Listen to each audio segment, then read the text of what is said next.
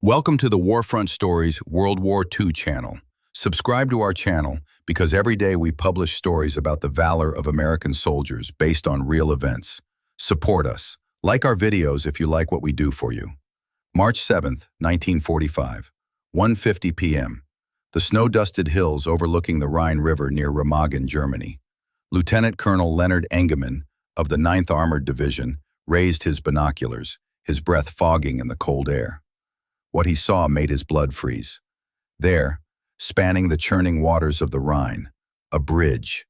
The massive Ludendorff Railway Bridge stood intact, its dark stone towers rising like sentinels against the gray sky. German vehicles and soldiers streamed across it in desperate retreat. "My God," he whispered, "it's still standing." For months, the Germans had systematically destroyed every bridge across the Rhine, their last natural defense against the Allied advance. But here, improbably, the Ludendorff Bridge remained. Built by Russian prisoners during World War I, the 1,200-foot span had endured for nearly 3 decades. Its twin towers on each bank housed machine guns and anti-aircraft weapons. The bridge carried not just railway tracks but wooden planks for vehicles, planks that now bore the weight of the retreating German 15th Army. "Sir, what are your orders?" asked his radio operator, tension evident in his voice. Engelmann kept his binoculars fixed on the bridge. From his vantage point, he could see figures moving within the stone towers at each end, German soldiers manning defensive positions. He could make out the silhouettes of anti-aircraft guns on the far bank, and more disturbing, he noted civilians mixed among the retreating soldiers, women clutching children, elderly men pushing carts laden with belongings. "Those poor bastards," Engelmann muttered. "They don't know what's coming." He knew what this bridge represented, an unprecedented opportunity to cross directly into the German heartland. But he also knew something else. The bridge was almost certainly rigged with explosives, ready to plunge into the frigid waters below at any moment, taking with it anyone foolish enough to attempt a crossing. The radio crackled. "Eagle 6 to Crusader 6, came the voice of General William Hogue, commander of Combat Command B. "Report position and situation." Engelmann pressed the transmit button. "Crusader 6 to Eagle 6. We're on the heights overlooking Remagen. Sir, the Ludendorff Bridge is still intact. I repeat, the bridge is intact. Germans retreating across it in large numbers. Request instructions." There was a moment of silence, then Hogue's voice, sharper now. "Are you certain? The bridge is standing?" "Affirmative, sir. I'm looking right at it." Another pause. Engelmann could almost hear the calculations running through his commander's mind. The 9th Armored Division's orders were to secure crossings over the Ahr River, then continue south. Nothing had been said about the Rhine. Allied High Command had already designated crossing points much further north, under Field Marshal Montgomery's command. But a standing bridge over the Rhine, that changed everything. "Crusader 6, this is Eagle 6, new orders. Take that bridge. I repeat, take that bridge and establish a bridgehead on the far side. I'm en route to your position now." "Understood, sir. Taking the bridge." Engelmann lowered the radio handset, his mind racing. He turned to his operations officer, Major Ben Cothran. "Ben, we're going for the bridge. Alert all units. I want Task Force Engelmann assembled and ready to move in 15 minutes. Cothran's eyes widened. "The bridge, sir? But it's probably mined to hell. The Krauts will blow it as soon as we get close." "Maybe, maybe not." Engelmann's jaw set in a hard line. "Either way, those are our orders. And if there's even a chance to get across that river." He left the sentence unfinished. Both men knew what was at stake. The Rhine had been a barrier to invaders since the time of the Romans. To cross it intact would be a military coup of immense proportions. "I'll alert the companies, sir," Cothran said. As his subordinate hurried away, Engelmann took one more long look through his binoculars at the bridge. The scene looked almost peaceful from this distance. The ancient river flowing beneath the steel span, the Gothic towers standing like cathedral spires against the sky. But he knew that within hours, that peaceful scene would become a maelstrom of fire and death. "God help anyone on that bridge when the shooting starts," he whispered to himself. What followed would be one of the most harrowing and consequential battles of World War II, a desperate race against time as American soldiers charged across a bridge primed to explode beneath their feet, while German defenders fought with equal desperation to destroy it before it could be captured. None of the men who stepped onto that bridge that day could know that they were entering not just a physical structure of steel and stone, but a nightmare landscape where the horrors of war would be laid bare in all their visceral intensity. For the Ludendorff Bridge was about to become the site of a 10-day ordeal that would test the limits of human courage and claim the lives of dozens in a final, catastrophic twist of fate that no one could have foreseen. Captain Willy Bratke paced nervously in the western tower of the Ludendorff Bridge. At 36, the Luftwaffe officer was a hardened combat veteran with 2 Iron Crosses, yet his face was etched with anxiety. As the designated combat commander for the Remagen area, he was responsible for defending the bridge. But with what? His combat force consisted of just 36 convalescent soldiers, men deemed too injured or ill for frontline duty. "Herr Hauptmann," called a voice from below. A young German soldier, barely 18, stood at attention. His face was pale, his uniform too large for his thin frame. "Another group of Volkssturm has arrived." "How many?" Bratke asked. 30 men, sir, mostly elderly. The youngest is 55. Bratke suppressed a bitter laugh. The Volkssturm, Germany's last-ditch militia, composed of men too old or too young for regular service, armed with hunting rifles, obsolete weapons, and in some cases nothing more than sharpened sticks, they were expected to stand against the might of the American army. "Put them on the eastern bank," he ordered. "Have them dig in around the tunnel entrance." "Sir, they're asking for ammunition." "Tell them to use it sparingly. We have little to spare." The young soldier hesitated. "Sir, there's something else.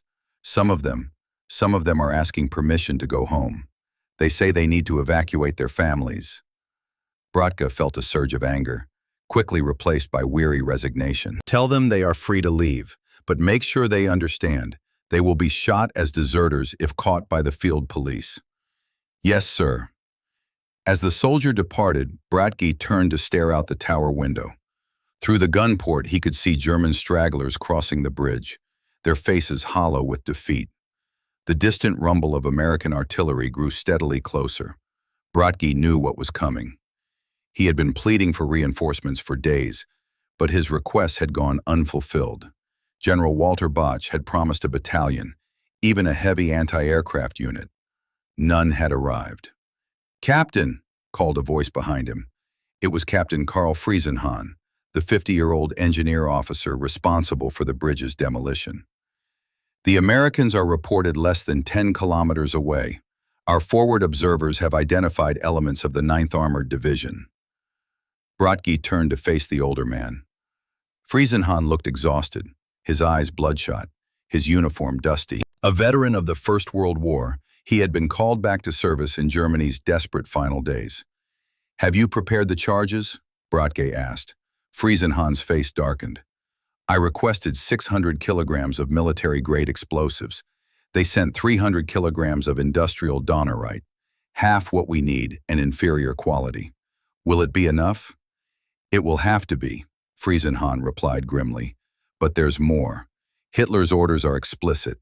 The charges cannot be armed until the enemy is at the gates, and the bridge cannot be destroyed without written orders." A chill ran through Bratke. He knew all too well the consequences of disobeying these orders. After a bridge in Cologne had been prematurely destroyed when Allied bombs triggered the charges, Hitler had court-martialed those responsible. The message was clear. Lose a bridge to the enemy, face execution. Destroy a bridge too soon, face execution. "We are trapped between their guns and our own leadership," Bratke muttered. "Sir," a breathless messenger appeared in the doorway. "Major Scheller has arrived from Corps headquarters." Moments later, Major Hans Scheller, adjutant to General Otto Hitzfeld, rushed into the room. He had arrived just that morning to take command, having been delayed by American tanks blocking the roads. "Report," Scheller demanded, not bothering with formalities. "The situation has deteriorated rapidly, Herr Major," Bratke replied. The Americans are approaching Remagen from the northwest. We have minimal forces. My security company of 36 men, Captain Friesenhahn's engineers, about 180 Hitler Youth with minimal training, an anti-aircraft unit of 200 men that is answerable only to the Luftwaffe, not to me, plus some Eastern volunteers of questionable reliability and local Volkssturm. And the bridge? The preparations? Friesenhahn stepped forward. The charges are in place, Herr Major, but as I was explaining to Captain Bratch, we have only half the recommended explosives and of inferior quality. What about traffic across the bridge? Scheller asked. The 277th Volksgrenadier Division has just crossed, Bratke answered. They're the last organized unit. After them, it's just stragglers. Then we should prepare to detonate now, urged Friesenhahn. Not yet, Scheller replied firmly. We must allow as many men as possible to escape, and I need written authorization. Authorization? Bratke couldn't keep the incredulity from his voice. Herr Major, the Americans could be here within hours. Those are my orders, Captain. Scheller's tone was ice. The bridge is not to be destroyed without proper authorization. Do I make myself clear? Yes, Herr Major, Bratke and Friesenhahn responded in unison, but they exchanged glances that spoke volumes. As Scheller turned to leave, Friesenhahn caught Bratke's arm. This is madness, he whispered. We should blow it now, while we still can. And face a firing squad? Bratke shook his head. We follow orders, Karl. What else can we do? A tremendous explosion rocked the bridge, sending tremors through the stone tower. Both men rushed to the window. A plume of smoke was rising from the western bank, where an American artillery shell had struck. It's beginning, Friesenhahn said quietly. Below them, the scene on the bridge had turned chaotic. The retreating soldiers were now running, pushing civilians aside in their haste to reach the eastern bank. A woman fell, her belongings scattering across the wooden planking. No one stopped to help her. God in heaven, Bratke whispered, what have we become?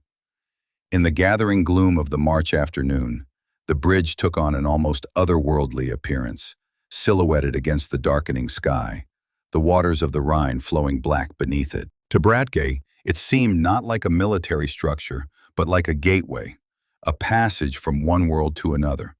And as the American shells began to fall with increasing frequency around the bridge, he could not shake the feeling that those who crossed it were passing from the world of the living into something else entirely.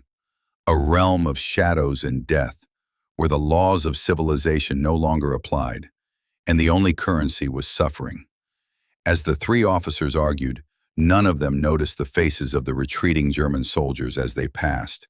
Faces that registered not just exhaustion and defeat, but something else, a creeping horror, as if they sensed the bridge beneath their feet was about to become the focal point of a storm of violence that would consume everything in its path. Second Lieutenant Karl H. Timmerman of the 27th Armored Infantry Battalion had been in command of A Company for less than 24 hours. At just 22 years old, the Nebraska native carried a strange distinction. He had been born in Frankfurt, Germany in 1921 and had emigrated to America as a child. Now he was leading American soldiers to capture a bridge that would provide access to his birthland. Lieutenant, artillery report. Timmerman looked up from the map spread across the hood of his Jeep. A radio operator held out a handset. Timmerman here. Lieutenant, this is Captain Williams, Fire Direction Center. Be advised we're holding fire on the bridge structure itself. Orders from division. They want that bridge intact. Timmerman frowned. What about the approach roads, the towers? Fair game, but watch for civilians. We're getting reports of refugee movement across the bridge. Understood. Timmerman out. He handed the radio back and turned to his platoon leaders gathered around the map. They were stopped in a small clearing in the woods above Remagen, the last pause before the final approach to the town. Gentlemen, change of plans. Division wants the bridge intact. That means we go in fast and hard. First platoon will clear the western approach. Second platoon secures the town center. Third platoon with me for the direct assault on the bridge. Sir, Lieutenant Emmett Burrows, his second platoon leader, spoke up. Intel says the bridge is wired to blow. If we go charging in, Then we better move faster than they can push the plunger. Timmerman cut him off. Look, I don't like it either, but those are our orders. The men exchanged uneasy glances. Every soldier knew the risks of assaulting a bridge that could be demolished at any moment. One more thing, Timmerman added. There are civilians in the mix. Watch your fire. I don't want any unnecessary casualties. Unnecessary casualties, Sergeant Joseph Delizio muttered, as if any of this shit is necessary. Timmerman pretended not to hear. Delizio was a good soldier, one of his best, even if his attitude sometimes bordered on insubordination. Mount up! We move in 5 minutes. As the men dispersed to their vehicles, Timmerman remained by the map, studying the approach to the bridge. Lieutenant John Grimble, commanding the attached platoon of M26 Pershing tanks from the 14th Tank Battalion, joined him. What do you think, Carl? Grimble asked quietly. Is this a suicide mission? Timmerman looked at his friend. The tanker's face was grim, his eyes shadowed from too many sleepless nights. Probably, Timmerman admitted, but what choice do we have? That bridge is the only way across the Rhine for 100 miles. If we can take it, if, Grimble emphasized, big if. You worried about your new tanks? Timmerman managed a tight smile. The M26 Pershings were recent arrivals to the European theater, heavier and more powerful than the M4 Shermans they were gradually replacing. Worried about the men inside them, Grimble corrected. Those towers have heavy machine guns, and if the bridge goes while we're on it, he didn't need to finish the thought. Both men knew what would happen. We'll be careful, Timmerman said, knowing how hollow the words sounded. Your tanks take out the gun positions in the towers. We'll handle the infantry assault. Grimble nodded and extended his hand. Good luck, Carl. You too, John. As the column moved out, winding down the forest road toward Remagen, Timmerman's radioman called out from the jeep behind him. Lieutenant, message from Major Cothran. They've spotted German engineers on the bridge. Looks like they're preparing demolition charges. Timmerman felt his chest tighten. Tell the men to step on it. We're running out of time. The convoy accelerated, caution giving way to urgency. As they emerged from the forest, Remagen spread before them, a small resort town nestled on the west bank of the Rhine. In peacetime, it had been a place of beauty and tranquility. Now it was a ghost town, its buildings pockmarked by shell holes, its streets littered with debris. And beyond it, the Ludendorff Bridge, its dark silhouette stark against the afternoon sky. They encountered the first resistance at the outskirts of town, a hastily established German roadblock, manned by a mixture of regular Wehrmacht soldiers and Volkssturm militia. A single anti-tank gun and several machine gun nests guarded the position. Deploy, Timmerman ordered as the first round struck near his jeep. First platoon, clear that roadblock. Grimble, get your tanks in position. The battle was brief but intense. The Pershing tanks made short work of the anti-tank gun, their 90mm shells demolishing the position in a thunderous explosion. The American infantry, veterans of months of combat, methodically cleared the machine gun nests with grenades and rifle fire. But the delay was costly. Precious minutes ticked by as the Americans secured the town's approaches. By the time they reached the central square, it was past 3 p.m. Lieutenant, a scout ran up to Timmerman, breathing hard. Germans are placing charges on the bridge ramp. They're going to blow it. All units, push forward, Timmerman shouted into his radio. Maximum speed to the bridge. The Americans surged forward, caution now abandoned in the desperate race against time. As they approached the western end of the bridge, they were met by a German soldier under a white flag. The bridge, he said in broken English, his face pale with fear. It will explode at 4. If you are on it, you will die. Timmerman relayed this information to General Hogue, who had now arrived on the scene. The general's response was immediate. We've got less than an hour. Move now.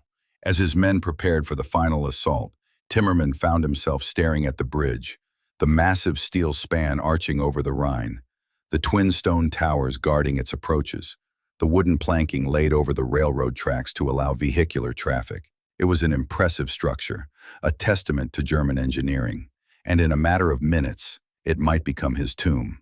Sir? Delizio was at his side. The men are ready. Timmerman nodded, pushing away the fear that threatened to paralyze him. Then let's go take that bridge, Sergeant.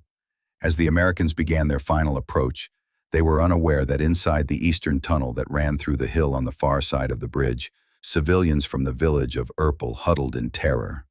Karen Loaf, a young German woman who had been serving as an interpreter for the local government, later recalled the atmosphere of dread. The tunnel was filled with soldiers and civilians. Children were crying. The older soldiers could barely stand. Their eyes were cast down. They seemed to stumble without any hope. It reminded me of Napoleon's retreat from Russia that I had read about.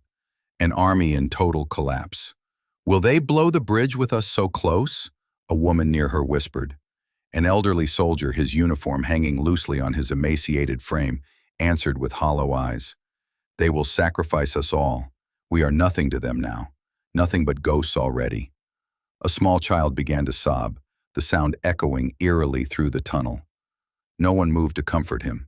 They were all frozen in their own private terrors, waiting for the explosion that would signal the bridge's destruction, and perhaps their own.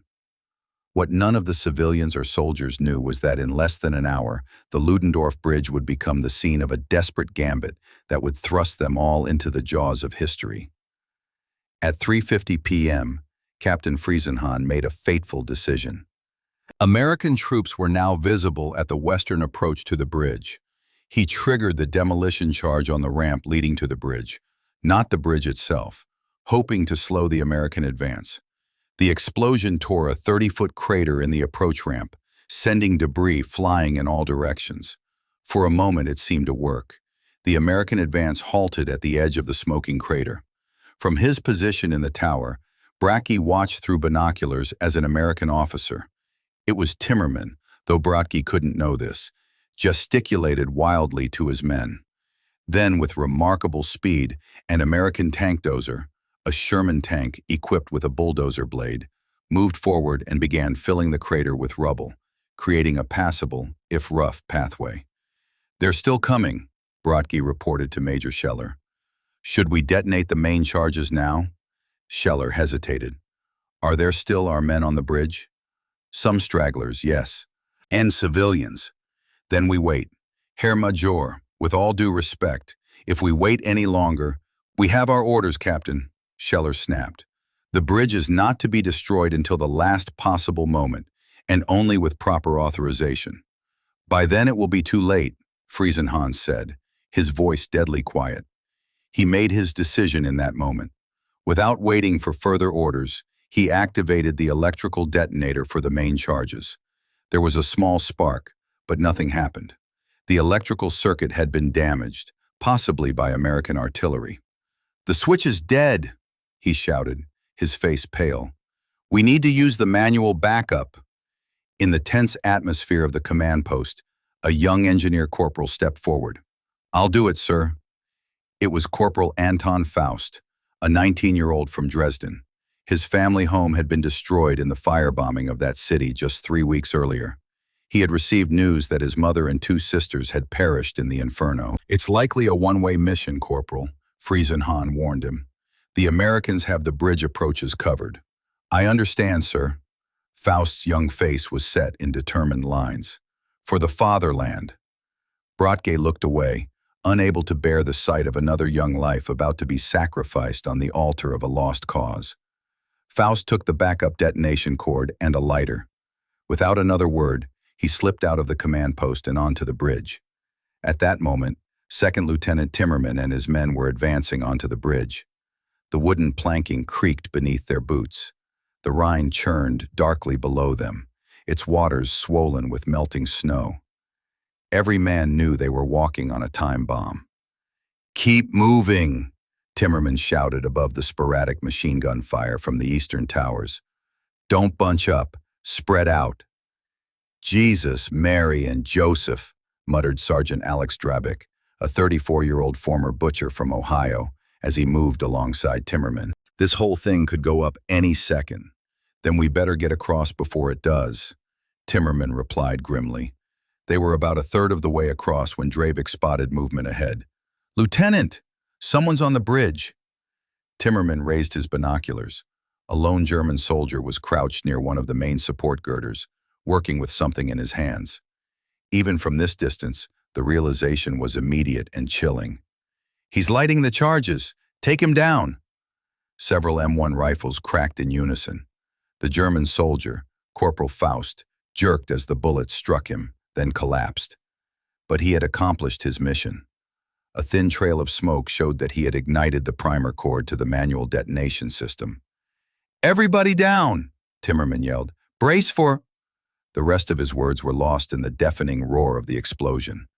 The entire bridge seemed to leap into the air. Timmerman and his men threw themselves flat, certain their lives were measured in seconds. Steel groaned and twisted. Concrete shattered. A huge section of the railroad track was torn upward. The wooden planking on which the Americans lay splintered and cracked. The bridge swayed sickeningly, debris raining down into the Rhine below. But when the smoke cleared, an astonishing sight greeted them. The bridge still stood. The explosion had damaged it, twisting metal and creating a hole in the planking. But the main structure remained intact. In their haste, using inferior explosives, the Germans had failed to destroy it. For a moment, no one moved, stunned by their continued existence. Then Timmerman struggled to his feet. "Move!" he shouted. "Before they try again!" His men hesitated, staring at the damaged bridge swaying slightly above the river. "That's an order! Move now!" Sergeant Drabik was the first to respond. He leapt to his feet and began running across the bridge, his heavy combat boots pounding on the wooden planking. Others followed, including Timmerman himself. As they ran, German machine guns in the eastern towers opened fire again, bullets kicking up splinters from the wooden planking. But the Americans kept moving, knowing that standing still meant certain death, either from German bullets or from the bridge collapsing beneath them. "Suppressing fire," Timmerman ordered, and his men began firing at the tower gun ports as they ran. Behind them, on the western bank, the Pershing tanks opened fire with their main guns, the 90mm shells slamming into the stone towers with thunderous impacts. One direct hit silenced a machine gun nest in the northeastern tower. Drabik, moving faster than the others, was the first to reach the eastern end of the bridge. He would go down in history as the first American soldier to cross the Rhine since the Napoleonic era. "I made it!" he shouted back, his voice almost lost in the chaos of battle. "Come on, you bastards!" Timmerman reached the eastern bank moments later, becoming the first American officer to cross. The rest of the assault team followed, taking cover behind the abutments of the bridge and the stone towers. The eastern towers still held German defenders, including machine gun nests that continued to fire on the Americans crossing the bridge. Sergeant Delizio led the charge up the spiral staircase of the eastern tower, encountering a German machine gunner at the top. The German swung his weapon toward Delizio, but the American sergeant was faster. A burst from his Thompson submachine gun caught the German in the chest, throwing him back against the wall. He slid to the floor, leaving a dark smear of blood behind him. "Tower secured," Delizio called down. By 4 p.m., the time the bridge had been scheduled to be destroyed, American troops were established on the eastern bank of the Rhine. As darkness fell, more men and equipment poured across the captured bridge. The impossible had happened. The Americans had secured a crossing over the Rhine, Germany's last natural defense. Inside the tunnel on the eastern bank, the trapped German soldiers and civilians listened in growing terror to the sounds of battle drawing ever closer. The expected explosion had come and gone, yet the Americans were still advancing. It could mean only one thing: the bridge demolition had failed. "We are lost," whispered an elderly woman, clutching a small crucifix to her chest. "God has abandoned us." A German officer, his arm in a blood-stained sling, tried to organize the remaining soldiers. "We fight to the last man, for the Führer!" But his words rang hollow in the damp confines of the tunnel. Most of the soldiers were wounded, exhausted, or simply broken in spirit. The civilian refugees huddled against the walls, trying to make themselves invisible. Outside, the sounds of gunfire grew closer. Then came a new noise, the rumble of tank tracks on the bridge. The Americans were bringing armor across. A young soldier, barely 17, pressed himself against the tunnel wall, his rifle clutched to his chest, tears streaming down his dirt-streaked face. "I don't want to die," he sobbed. "I want to go home. Please, I just want to go home." No one answered him. There was nothing to say. The tunnel had become a tomb, and they were all just waiting for the end. As darkness fell completely, a sign was erected on the western tower.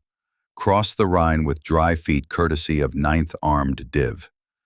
The bridge had been taken, but the battle for the Ludendorff Bridge was far from over. In fact, the true horror was just beginning.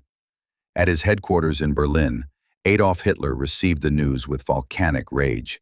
The Ludendorff Bridge, the last intact span across the Rhine, had fallen into American hands, threatening the entire defensive strategy for the Reich's Western Front. "This is high treason!" Hitler screamed, his face contorted with fury. "The bridge should have been blown up. Who is responsible for this catastrophe?" Field Marshal Albert Kesselring, newly appointed as Commander-in-Chief West, stood rigid before the Führer's desk. He had assumed command just days earlier, replacing Field Marshal Gerd von Rundstedt, who had fallen out of favor. Now he faced Hitler's wrath over a disaster not of his making. "My Führer, I have ordered an immediate investigation," Kesselring replied, his voice carefully controlled. "Those responsible will be punished." "Punished?" Hitler slammed his fist on the desk. "They will be executed, every one of them. This is not incompetence, this is treason." Hitler's face had taken on a purplish hue, and his left arm trembled uncontrollably, signs of the Parkinson's disease that had begun to manifest in the final year of the war. But his rage gave him a terrible energy. "The Allies now have a direct route into the heartland of Germany," he ranted. "They will pour across the Rhine like a flood. And why? Because our officers lack the will to fight." General Alfred Jodl, chief of the operations staff of the Armed Forces High Command, attempted to provide context. "My Führer, the reports indicate that the demolition charges did detonate, but they failed to destroy the bridge completely. The explosives provided were..." "Excuses," Hitler cut him off. "Always excuses. The truth is our officers have become cowards. They would rather surrender than fight to the last man as I have ordered." He turned back to Kesselring. "You will establish a special court-martial. Find the officers responsible for this failure and execute them immediately. There will be no trial, no defense. Their guilt is self-evident." "As you command, my Führer," Kesselring responded, knowing that protest was futile. "And the bridge," Hitler continued, his voice dropping to a dangerous whisper. "It must be destroyed at all costs. Use every weapon at our disposal, every plane, every gun, every rocket. I want it obliterated from the face of the earth." "It will be done," Kesselring assured him. "I have already ordered the Luftwaffe to concentrate all available aircraft on the target." "Not enough." Hitler slammed his hand down again.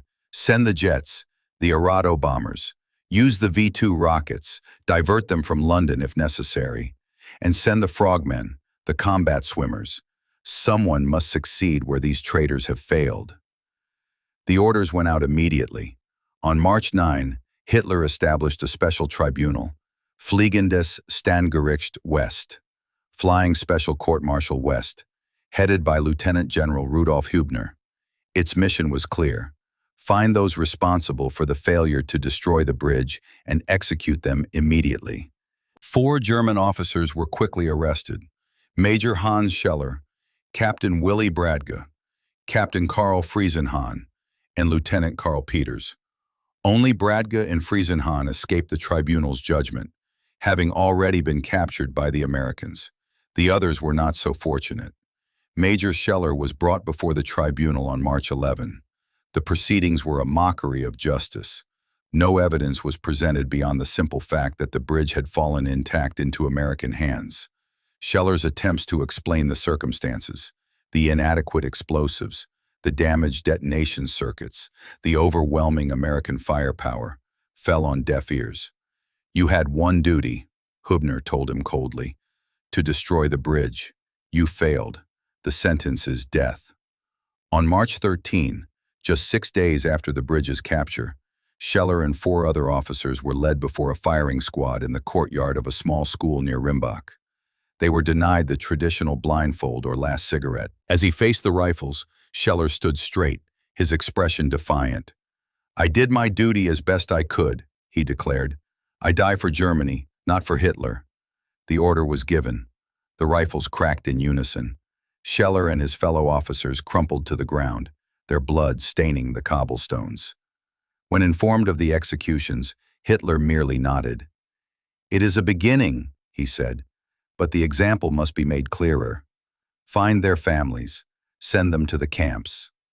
Meanwhile, the German military machine was being redirected to focus on a single target, the Ludendorff Bridge. Hitler's orders were explicit.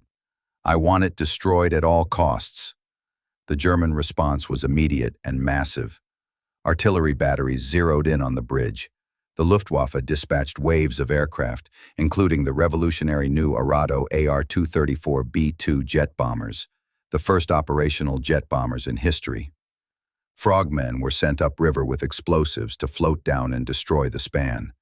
V-2 rockets, the world's first ballistic missiles, were redirected from London to target the bridge. General Hans Krebs, Hitler's new army chief of staff, watched this concentration of force with growing unease. In a private conversation with Kesselring, he expressed his doubts. "We are committing enormous resources to destroy a single bridge," Krebs observed.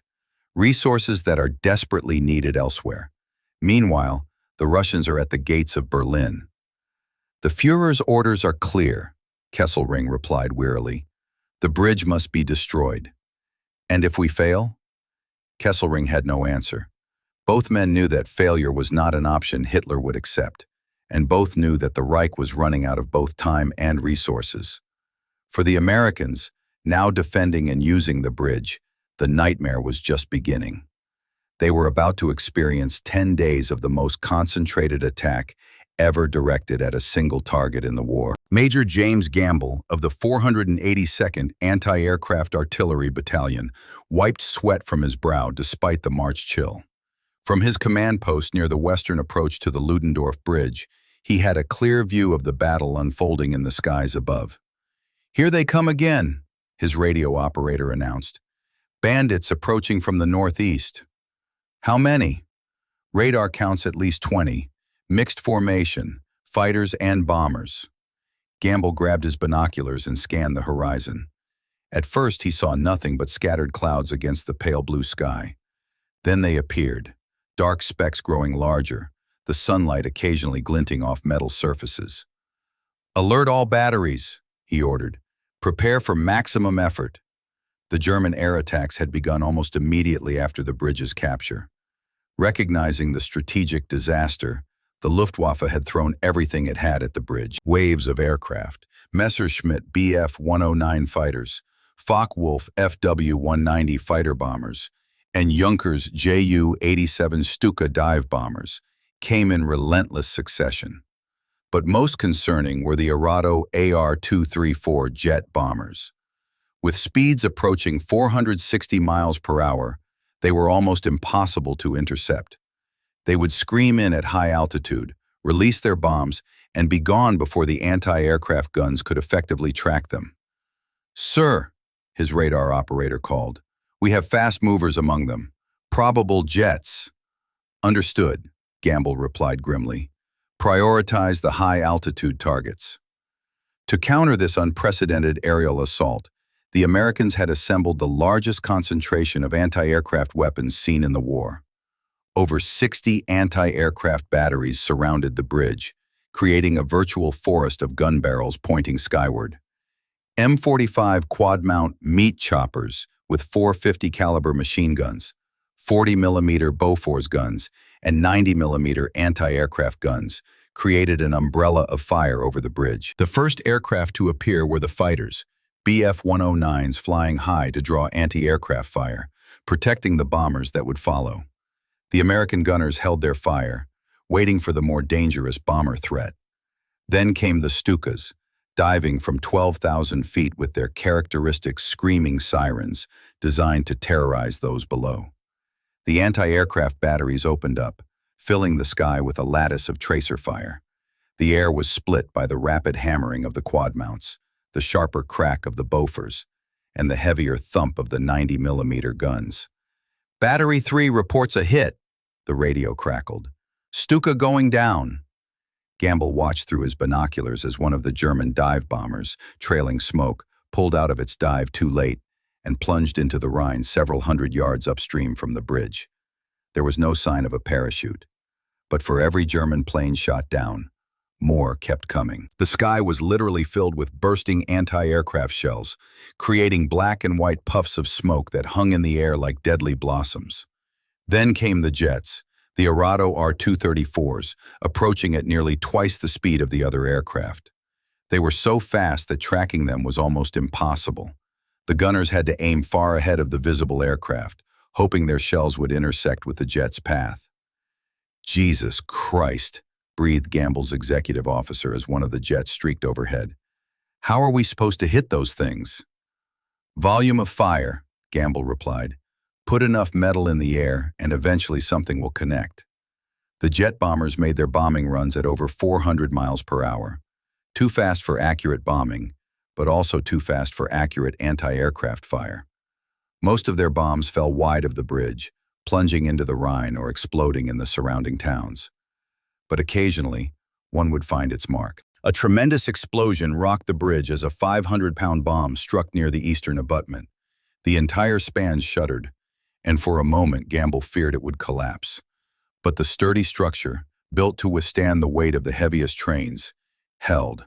Captain William Barrett of the 482nd described the scene in a letter home.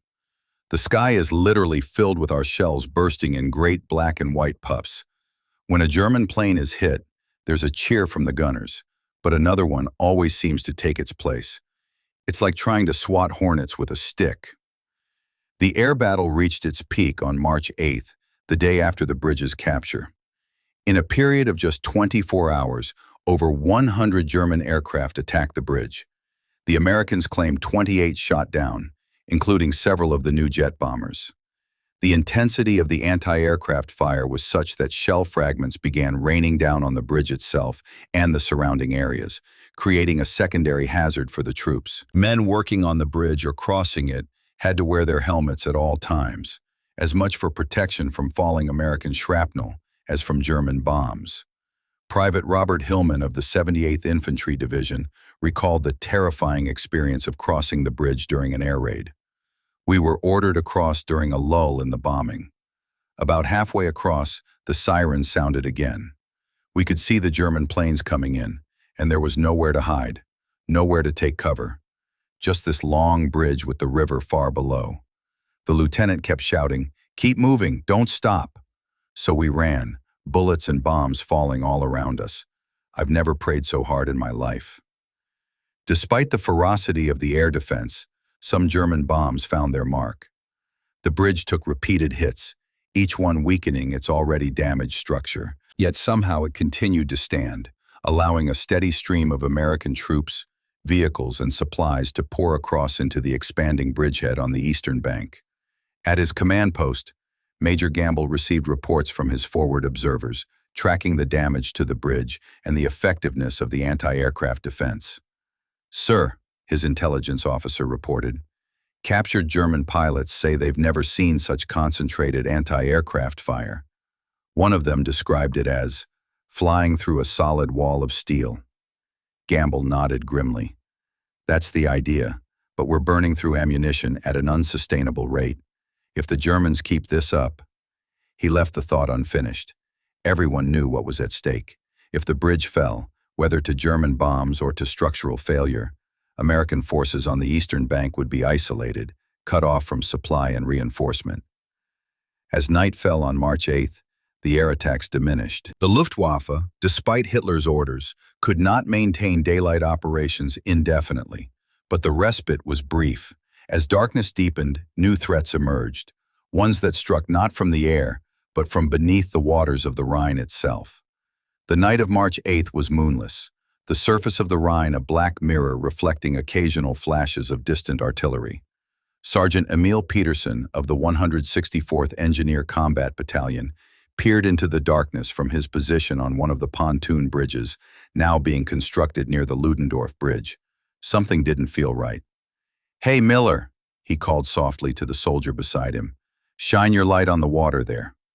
Private James Miller aimed his flashlight at the river. The beam cut through the darkness, illuminating the river's surface. For a moment, nothing. Then, movement. A dark shape in the water, moving with the current but at an angle, as if guided. "Sound the alarm!" Peterson shouted. "We've got swimmers."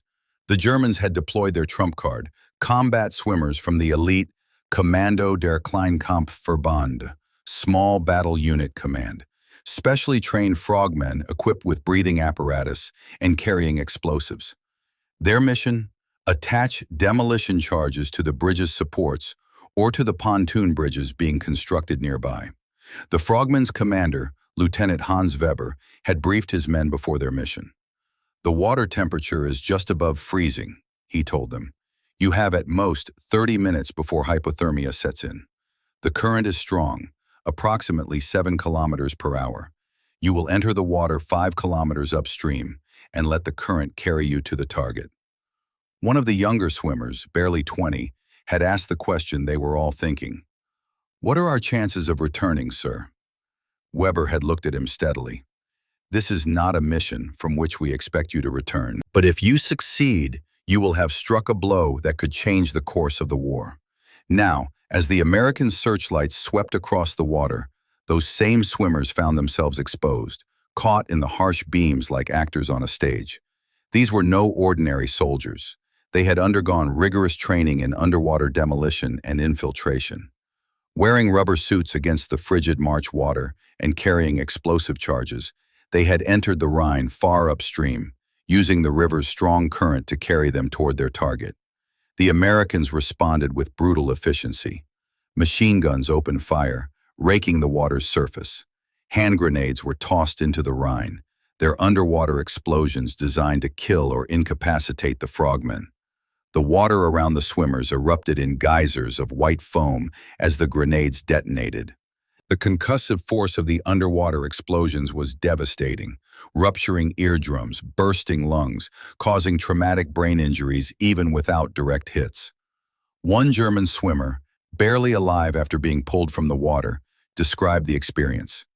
"It was like swimming through hell. The water boiled around us from the explosions. Men disappeared in fountains of white water. I saw my comrade next to me suddenly jerk and go limp, blood spreading in the water around him." Private First Class Robert Collins, working on the defensive measures, later recalled, "We'd hear a dull thump from upstream and know another mine had been caught in the nets. Some nights there were so many explosions, the river seemed alive with them. We started calling it fishing for fireworks." But the danger wasn't limited to the bridge itself. American troops were now establishing a substantial bridgehead on the eastern bank of the Rhine. Among them was Lieutenant David Wilson of the 78th Infantry Division, responsible for a platoon holding a forward position near the village of Erpel. "Keep your eyes open," he instructed his men as darkness fell. "The Germans will counterattack tonight. Count on it." The American soldiers, dug into hastily prepared foxholes on the steep wooded slopes east of the bridge, peered nervously into the darkness. They had crossed the Rhine, a feat no foreign army had accomplished against opposition since Napoleon. But they were acutely aware of their precarious position. If the bridge was destroyed, they would be cut off, isolated on the wrong side of the river. At 2:30 a.m., it began. German artillery opened fire from positions in the hills to the east, the shells exploding among the American positions with devastating effect. Then came the distinctive chattering of MG-42 machine guns, their rate of fire so rapid that soldiers called them Hitler's zipper. "Incoming!" Wilson shouted as he heard the whistle of falling mortar rounds. He pressed himself into the bottom of his foxhole as explosions blossomed around him, sending deadly fragments slicing through the air. Through the cacophony of battle, he heard the unmistakable sound of tank engines. The Germans were sending armor into the counterattack. "Higgins!" he called to his radio operator. "Get me the command post." "Sir, the radio's dead," Higgins shouted back. Direct hit on the antenna. Wilson swore. Without artillery support, his platoon couldn't hope to stop tanks. Pass the word. Prepare to fall back to position Baker. As his men began to withdraw, leapfrogging in pairs to maintain covering fire, Wilson found himself face to face with the horror of modern warfare. One of his squad leaders, Sergeant Palmer, had taken a direct hit from a mortar round. There was almost nothing left of him, just a red smear on the ground and fragments of uniform. Nearby, Private Reynolds lay screaming, his leg nearly severed by shrapnel. "Medic!" Wilson shouted, but he knew it was likely futile. The chaos of battle meant that medical help might be minutes or hours away, time that Reynolds didn't have. Making a split-second decision, Wilson applied a tourniquet to Reynolds's leg, using his belt and a stick to twist it tight.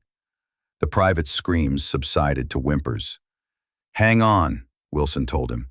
"We'll get you out of here." He gestured to two of his men. "Carry him back to position, Baker. Move!" The Germans pressed their advantage, pushing the Americans back toward the river. By dawn, the bridgehead had been reduced by nearly half, but the American artillery had finally found its range, and reinforcements were pouring across the bridge. By noon on March 9th, the German counterattack had been repulsed, though at heavy cost. The 78th Infantry Division alone lost over 200 men killed or wounded in the night's fighting.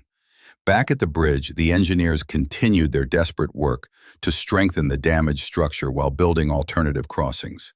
Despite the dangers from above and below, pontoon bridges and ferries were established, providing additional routes across the Rhine. Lieutenant Wilson, his uniform caked with mud and blood, stood looking back at the Ludendorff Bridge as dawn broke. Despite everything thrown at it, the bridge still stood. But for how long? "It's a race," he murmured to himself. "A race between how fast we can get men and equipment across, and how fast the Germans can muster the strength to destroy it." As if to punctuate his thought, a distant rumble grew to a screaming roar, and a V-2 rocket slammed into the hillside a half-mile away, sending a plume of dirt and debris hundreds of feet into the air. The Germans were bringing in their heaviest weapons. The worst was yet to come. 9:45 a.m., March 17th. A clear morning, the sky a pale blue above the Ludendorff Bridge. Then, without warning, a sound unlike any other on the battlefield. A supersonic crack, followed by an unearthly screaming noise that seemed to come from everywhere and nowhere at once.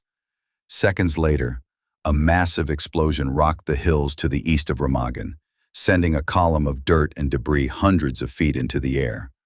"V2, said Captain James Johnson of the 78th Infantry Division matter-of-factly. "Hitler's sending his rockets now." His radio operator, Private First Class Michael Reynolds, stared at the rising column of dust and smoke with wide eyes. "I've heard about those things hitting London, but I never thought I'd see one." "Be glad you're just seeing it and not feeling it," Johnson replied grimly. "Direct hit from one of those, and there wouldn't be enough left of you to send home in a matchbox." The V-2 ballistic missile represented the pinnacle of German engineering, a technological terror ahead of its time. Standing 46 feet tall and carrying a 2,200-pound warhead, it could reach speeds of 3,580 miles per hour, 5 times the speed of sound. Unlike conventional aircraft or artillery, there was no defense against the V-2. By the time you heard it, it had already struck. The first V-2 to target the Remagen area had missed the bridge by several miles, but it announced the beginning of a new phase in the battle. Over the next 8 hours, 10 more rockets were launched from sites near Hellendoorn in the Netherlands, all targeted at the bridge and surrounding area. At the launch site, SS Sturmbannführer Hans Kammler watched as the last rocket in the salvo roared skyward, leaving a trail of smoke and flame. Kammler was a central figure in the Nazi missile program, a man whose technical brilliance was matched only by his utter ruthlessness. Under his direction, the V-2 had been developed from a theoretical concept to a devastating weapon of war. "How accurate is the targeting?" he demanded of the launch commander. "We've calibrated as precisely as possible, Herr Sturmbannführer," the officer replied. "But at this range, A circular error probability of 2 to 3 kilometers is the best we can achieve. Not good enough, Kammler snapped. The Führer wants that bridge destroyed. We must do better. With respect, sir, the technology has limitations. The guidance systems. I'm not interested in excuses, Kammler cut him off. Recalibrate the guidance systems and prepare another salvo.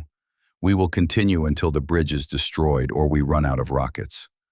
Back at Remagen, the Americans could only watch helplessly as the rockets fell. Most missed their target by miles, the guidance systems of 1945 being primitive by later standards. But the psychological impact was devastating. Private Harold Miller, who witnessed one of the strikes, later described the scene. One moment the building was there, the next it was just gone, replaced by a crater 30 feet across. The sound these rockets made, it wasn't natural. It was like God himself was tearing the sky open. One V2 struck the town of Remagen itself, destroying a 2-story inn that was serving as the command post for B Company, 284th Engineer Combat Battalion. 3 American soldiers were killed instantly, and 31 more were wounded. Sergeant Thomas Baker was one of the wounded. He had been standing just outside the inn when the rocket hit, the blast throwing him 20 feet across the street and into a stone wall. When he regained consciousness in a field hospital, both his legs were gone below the knee. "What happened?" he asked the medic, changing his bandages. "Rocket hit your CP," the medic replied. "You're lucky to be alive. Most of the guys inside weren't so fortunate." Baker closed his eyes, tears leaking from beneath the lids. "Cooper? Reynolds? Marshall?" The medic shook his head. "I'm sorry." The V2 attacks represented something new and terrifying in warfare. Unlike conventional bombs or artillery shells, which could be seen or heard coming, the V2 struck without warning. It traveled too fast to be intercepted, too high to be shot down. Its psychological impact was as devastating as its physical one. The worst part was the helplessness, recalled Lieutenant David Anderson of the 9th Infantry Division. With normal shelling, you could take cover when you heard it coming. With aircraft, you could shoot back. But with these rockets, they just fell from the sky without warning. All you could do was hope you weren't standing where they landed.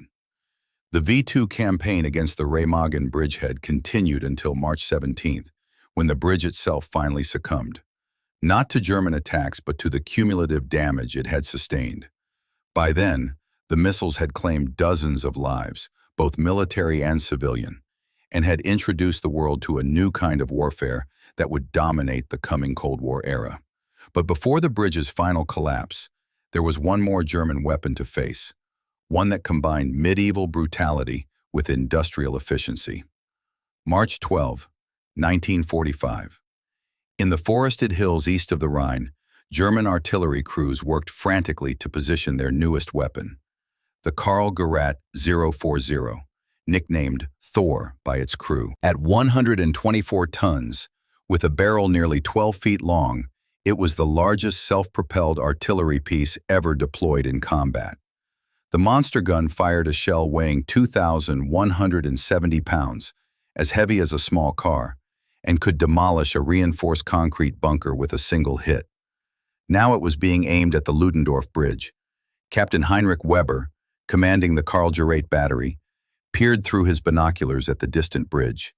Though it was over 4,500 meters away, at the extreme edge of the weapon's range, he could clearly see the ant-like figures of American soldiers moving across it.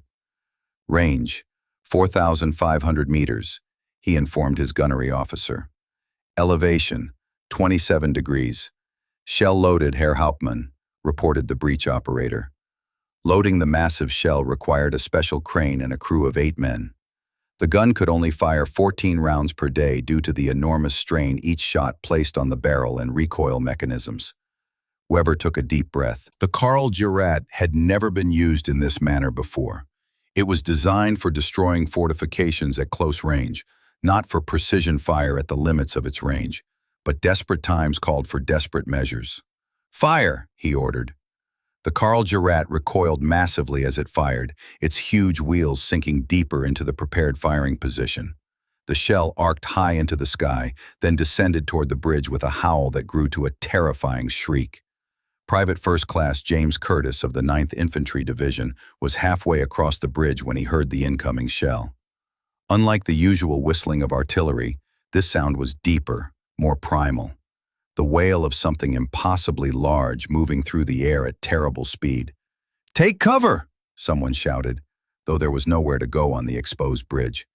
Curtis flung himself flat on the wooden planking just as the shell struck. The impact shook the entire bridge structure, sending a plume of water, concrete, and steel into the air. The concussion lifted Curtis bodily and slammed him back down, driving the breath from his lungs. For several seconds he lay stunned, unable to move or think. When he finally managed to raise his head, he saw that the shell had struck one of the stone piers supporting the bridge, blasting a crater in the solid masonry. But when the smoke cleared, the bridge, though further damaged, still stood. "On your feet! Keep moving!" shouted a sergeant, pulling Curtis up by his webbing. "This whole damn thing could go any minute." At his firing position, Captain Weber received the spotting report from his forward observer. "Near miss, Herr Hauptmann. Struck the western pier but failed to destroy it." "Adjust fire," Weber ordered calmly. 200 meters east. Over the next 3 days, the Karl Gerät would fire a total of 14 rounds at the bridge and surrounding area, scoring several direct hits but failing to destroy the span. The massive gun was eventually forced to withdraw when American counter-battery fire began zeroing in on its position. For the Americans at Remagen, the Karl Gerät represented yet another manifestation of the desperate measures the Germans were willing to take to destroy the bridge. From frogmen to V-2 rockets to super-heavy artillery, no weapon was spared in the effort. Lieutenant Colonel Clayton Rust of the 276th Engineer Combat Battalion, charged with maintaining and reinforcing the damaged bridge, held a briefing for his company commanders on March 15. "Gentlemen, I won't mince words," he began, pointing to a diagram of the bridge's structure.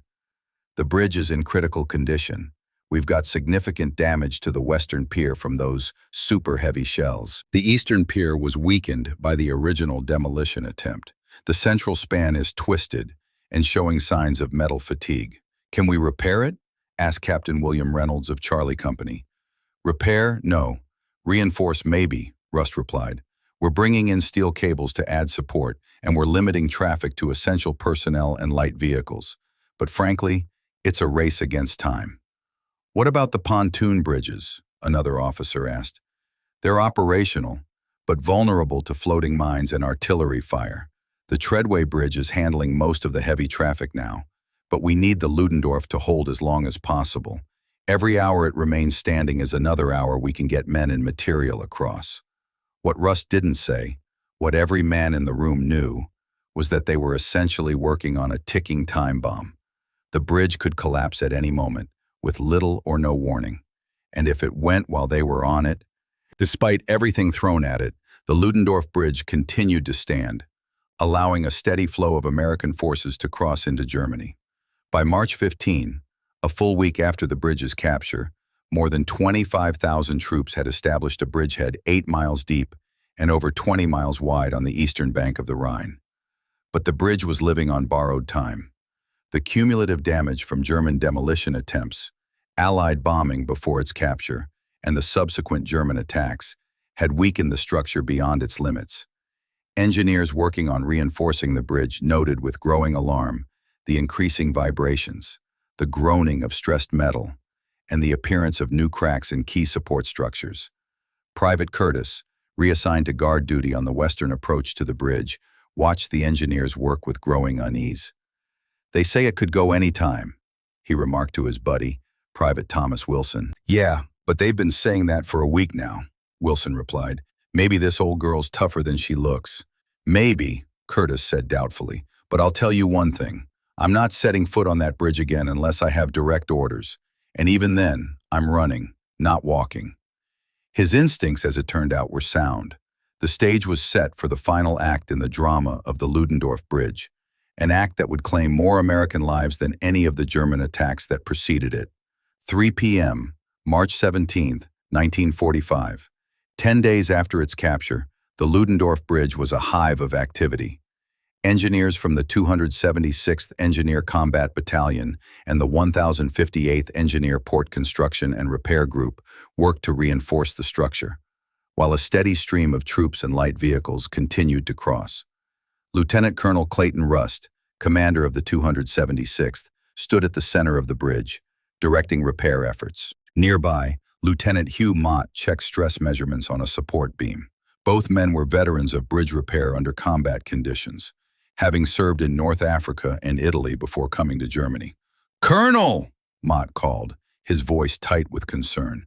"We've got significant stress readings on the Eastern Truss, the metal showing signs of fatigue." Rust moved quickly to join him. "How bad?" "Critical, sir. I'm measuring displacement of nearly 2 inches, and listen." Mott fell silent, and in the quiet they could hear it, a high-pitched creaking, like the sound of metal under extreme stress.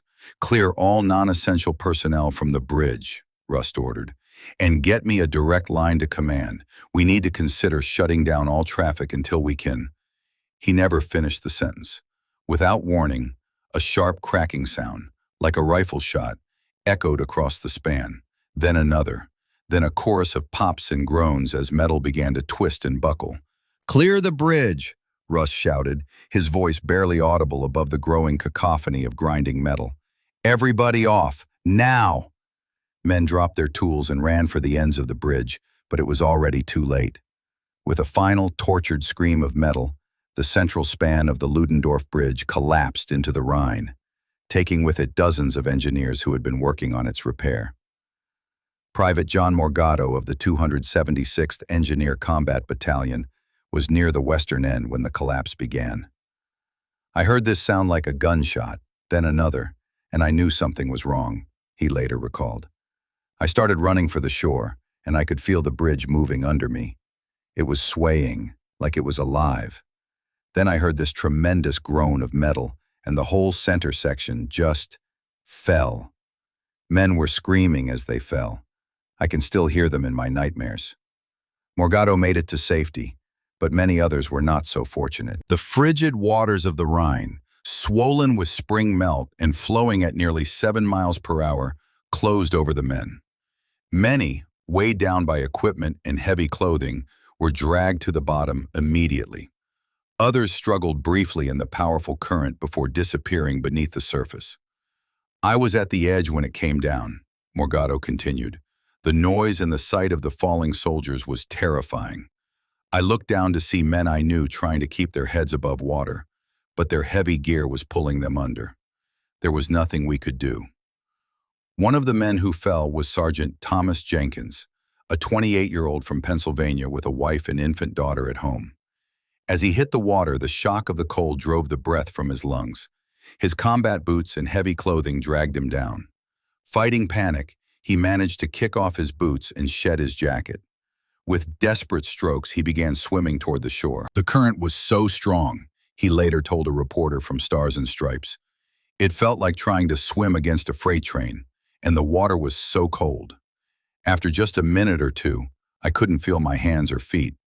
I knew if I didn't reach shore soon, I was done for." Jenkins was one of the lucky ones. He managed to reach the eastern bank, where German civilians, ignoring the dangers of American gunfire, pulled him from the water. Of the dozens who fell with the bridge, many were never recovered. Rescue efforts began immediately. Boats were launched, and soldiers stationed along the banks watched for survivors being swept downstream. But the Rhine was unforgiving. Of the men who fell with the bridge, many were never recovered. The final toll was devastating. 28 American engineers killed and 93 injured. Among the dead were 18 men listed as missing, presumed drowned in the swift current of the Rhine. Lieutenant Colonel Rust survived his plunge into the river, though he suffered hypothermia and several broken ribs. Pulled from the water by a rescue boat, he was treated at a field hospital before insisting on returning to duty. His first action was to write personal letters to the families of each man lost in the collapse. "Your son/husband/father died in service to his country," he wrote in each letter. His sacrifice helped secure a crossing of the Rhine that shortened the war and saved countless lives. He was a hero in the truest sense of the word. The bridge's collapse, coming after 10 days of desperate German attempts to destroy it, was not the result of enemy action, but of cumulative stress and damage. The original German demolition attempt had weakened the bridge's upstream truss, forcing the downstream truss to carry the entire load and subjecting the bridge to a twisting action it was never designed to withstand. The additional weight of the wooden decking added by American engineers, the constant traffic, and the vibrations from repair work all contributed to the final failure. Captain James Miller of the Army Corps of Engineers, who conducted the post-collapse investigation, summarized the findings. The bridge was essentially doomed from the moment of the initial German demolition attempt. The partial explosion damaged key structural elements in ways that were not immediately visible, but proved catastrophic over time. The subsequent German attacks, combined with the heavy military traffic, accelerated a failure that was, in retrospect, inevitable. Yet by the time the bridge collapsed, its strategic purpose had been fulfilled. Two tactical bridges, a treadway bridge and a pontoon bridge, had been completed nearby, allowing the flow of men and material to continue uninterrupted. More than 25,000 American troops were firmly established on the eastern bank of the Rhine, with tanks, artillery, and supply lines in place. The irony was not lost on the men who survived. The bridge, which had withstood everything the German war machine could throw at it, aircraft, artillery, rockets, frogmen, floating mines, had finally succumbed not to attack, but to exhaustion. As darkness fell on March 17th, the twisted remains of the Ludendorff Bridge protruded from the Rhine like the skeleton of some prehistoric beast, a monument to both human engineering and human sacrifice. The sign that had once proudly proclaimed, "Cross the Rhine with dry feet," now hung precariously from the damaged western tower, a ghostly reminder of a crossing that had come at a terrible price. General Omar Bradley, commanding the 12th Army Group, summed up the significance of the bridge's capture and the establishment of the Remagen bridgehead in a message to his commanders. The whole Allied forces are delighted to cheer the First Army's achievement in crossing the Rhine. Please tell all ranks how proud I am. Field Marshal Bernard Montgomery, whose planned Rhine crossing was upstaged by the capture of the Ludendorff Bridge, was less effusive, reportedly remarking, "They were lucky, and luck in war is a good thing to have." Lucky or not, the crossing at Remagen had changed the course of the war. The end was now in sight, though the final price had yet to be paid. The capture of the Ludendorff Bridge accelerated the end of the war in Europe by weeks, possibly months. The American bridgehead at Remagen drew in German forces that might otherwise have been deployed against the main Allied crossings further north, and it shattered the psychological barrier of the Rhine, Hitler's last natural defense line. On March 23, just 16 days after the bridge's capture, British Field Marshal Bernard Montgomery launched Operation Plunder, the main Allied crossing of the Rhine near Wesel. By then, the Remagen bridgehead had already expanded to include 6 full divisions and was pushing deeper into Germany every day. For the Germans who had failed to destroy the bridge, the consequences were swift and brutal. Major Hans Scheller, who had arrived too late to take effective command at Remagen, was executed by firing squad on March 13th, along with 4 other officers. Captain Willy Bracha, who had commanded the bridge's defense force, was sentenced to death in absentia, but escaped execution by virtue of being an American prisoner of war. Captain Karl Friesenhahn, the engineer responsible for the bridge's demolition, was acquitted by the special tribunal after it was determined that he had done everything possible with the inadequate resources provided. After the war, he would meet with American veterans, including Lieutenant Carl Timmerman, at a reunion held at the bridge site. When told that Timmerman and Sergeant Alexander Drabik had received the Distinguished Service Cross for their actions, Friesenhahn remarked, "They deserved them, and then some. They saw us trying to blow that bridge, and by all odds it should have blown up while they were crossing it. In my mind, they were the greatest heroes in the whole war." Timmerman himself survived the war but died of cancer in 1951, aged just 29. Before his death, he was asked how he felt about being the first American officer to cross the Rhine against opposition since Napoleon. "I was just doing my job," he replied. "We all were." The real heroes were the men who didn't come back. Sergeant Alexander Drabick returned to his native Ohio after the war, resuming his pre-war job as a butcher. For decades, he rarely spoke about his experiences, deflecting attention from his historic role as the first American soldier to cross the Rhine. "It wasn't a historical moment for me," he told a reporter in 1970. "I was too busy running. I didn't think about the bridge blowing or anything. I just wanted to get to the other side." Tragically, Drabick was killed in a car accident in 1993 while traveling to a reunion of his old unit, Company A, 27th Armored Infantry Battalion, 9th Armored Division. He was 82 years old. The human cost of the 10-day battle for the bridge was severe. In addition to the 28 American engineers killed in the bridge's collapse, hundreds more Americans died in the fighting to secure and expand the bridgehead. German casualties were even higher, with thousands killed and over 11,700 taken prisoner during the operation. General Dwight D. Eisenhower, the Supreme Allied Commander, later wrote of the Remagen crossing, "The bridge was worth its weight in gold." Military historians estimated that the unexpected crossing at Remagen shortened the war in Europe by at least 4 to 6 weeks, potentially saving tens of thousands of lives on both sides. For the civilians caught in the crossfire, the experience was traumatic. Karen Loaf, the young interpreter from Erpel who had sheltered in the Eastern Tunnel during the initial battle, later recalled, "When we emerged from the tunnel after being captured by the Americans, our town was unrecognizable. Buildings were burning, craters dotted the streets, and bodies, both German and American, lay where they had fallen. The war had come home to us in all its horror." In the months and years following the war, the story of the Ludendorff Bridge took on an almost mythic quality. Books were written, a Hollywood film was produced, 1969's The Bridge at Remagen, starring George Segal and Ben Gazzara, and the bridge site became a tourist attraction. Today, all that remains of the Ludendorff Bridge are the stone towers on either bank of the Rhine. The western towers house the Peace Museum Bridge at Remagen, dedicated to preserving the bridge's history and promoting peace. The eastern towers have been converted to an art space. The twisted metal of the bridge itself was removed from the river in 1976, as it posed a hazard to navigation. Pieces of the bridge and stones from its piers were sold as paperweights to help fund the museum. On a small plaque near the museum, a German inscription reads, "Built for war, destroyed in war. The towers will always remain. Here fought soldiers of two great nations. Here died heroes from near and far." For those who fought at Remagen, American and German alike, the experience left indelible marks. Many suffered from what would now be recognized as post-traumatic stress disorder. Nightmares, flashbacks, and severe anxiety plagued veterans for decades after the war's end. Private Robert Collins, who had helped defend against German frogmen attacks, described his recurring nightmare in a letter to a former comrade in 1970. "I'm back on the bridge. It's night.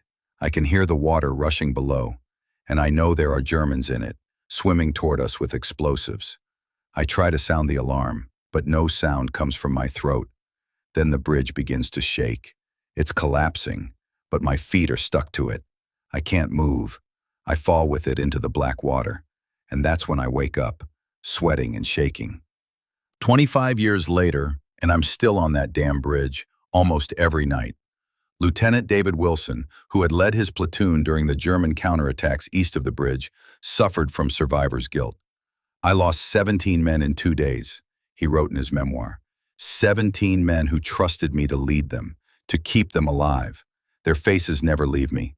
I see them at unexpected moments, at the dinner table, in a crowded street, in the mirror while shaving. They ask me the same silent question: why did I die while you lived? For many veterans, the only solace came from reconnecting with others who had shared the experience. The 9th Armored Division Association held regular reunions, where men who had once been young soldiers could gather as aging veterans to remember their fallen comrades and try to make sense of the chaos they had endured. At one such reunion in 1985, Lieutenant Colonel Clayton Rust, by then in his 70s, addressed his former engineers. What we did at Remagen was important, not just militarily, but humanly. We faced the worst that war could offer, and we did not break. We showed what Americans could do when faced with impossible odds. And most importantly, we helped bring that terrible war to a swifter end. For that, we can be proud. As the veterans of Remagen have passed away, their first-hand accounts have been preserved in books, recordings, and the archives of the Peace Museum. Their stories stand as testimony to both the horrors of war and the courage of those who fight it, a legacy that continues to resonate with new generations. In 2003, on the bridge's site, American and German veterans gathered for what would be the final major reunion. Many were in their 80s, some in wheelchairs or using walkers. Former enemies shook hands and embraced, united by their shared experience of the bridge that had once divided them. "We were all just young men following orders," said one German veteran. "Now we are old men who understand the futility of war." An American veteran nodded in agreement. "The real enemy wasn't the Germans or the Americans," he said. "It was war itself." The Rhine flows past Remagen today, much as it did in March 1945, swift and indifferent to the dramas that have unfolded along its banks. Tourists visit the Peace Museum in the western towers of the former Ludendorff Bridge, viewing photographs and artifacts from those 10 dramatic days when the eyes of the world focused on this small German town. Few visitors notice how the locals still speak of the bridge in hushed tones. Even fewer know the stories told by rivermen of strange sounds heard near the bridge site on cold March nights, the phantom crack of gunfire, the ghostly roar of explosions, and sometimes just audible above the river's flow, what sounds like men shouting in both English and German. Wilhelm Schmidt, a Rhine boatman who has navigated the river for over 40 years, shared one such experience with a local newspaper in 2005. It was March 17, around 3 p.m., exactly 60 years after the bridge collapsed. I was passing Remagen when my boat's engine suddenly died. As I drifted with the current, I heard what sounded like metal tearing, followed by splashes and cries for help. But there was nothing there, just the empty river and the bridge towers. Then my engine started again, as mysteriously as it had stopped. I am not a superstitious man, but on that day I felt the past reaching into the present. Such stories might be dismissed as mere folklore, the natural tendency of humans to mythologize tragic events. But they speak to a deeper truth, that some places become imprinted with the emotions and experiences of those who suffered there, creating a resonance that transcends time. For those who fought and died at Remagen, the war has never truly ended. The 28 engineers who perished when the bridge collapsed were among the last casualties of a battle that helped bring World War II to its conclusion. Their sacrifice, like that of so many others, is commemorated now only in fading photographs, official reports, and the memories of a dwindling number of veterans. Maria Keller, an elderly resident of Erpel who was a young girl during the battle, remembers the aftermath. For weeks after the fighting ended, bodies would wash up on the riverbanks. German soldiers, American soldiers, all mixed together in death. My father said, "See how they lie together now. These men who killed each other. In the river they are no longer enemies." That lesson stayed with me my whole life. Perhaps the true horror of Remagen lies not in the dramatic events of those 10 days in March, but in what they represent. The culmination of a war that had consumed the world for 6 years, claiming tens of millions of lives and reducing once proud cities to rubble. The bridge, designed to connect, became instead a symbol of division and destruction. Yet from that horror emerged hope. The bridgehead established at Remagen helped bring the European war to a swifter conclusion, potentially saving countless lives that would have been lost in a prolonged conflict. And the Peace Museum, now housed in the bridge's towers, stands as a reminder that even from the darkest chapters of human history, we can extract lessons for a better future. In 2020, a poll of local residents found that 91% favored rebuilding the bridge as a pedestrian and cycling route, a symbol of connection rather than conflict. Plans were initiated in 2022, with local communities expressing willingness to help fund the project. A new bridge would honor the past while looking to the future, said Remagen's mayor at a town meeting. It would transform a site of war into a path of peace. As darkness falls over the Rhine and the last visitors depart the museum, the stone towers stand silently against the sky, sentinels of memory, bearing witness to events that should never be forgotten. For in remembering the horror, we honor those who endured it, and we arm ourselves against its return. The Ludendorff Bridge is gone, but its story endures. A tale not just of military strategy and heroism, but of the unfathomable cost of war and the resilience of those who survived to rebuild from its ashes. Thank you for listening. If you are also proud of the bravery of our soldiers, subscribe to our channel so you don't miss out on new historical stories.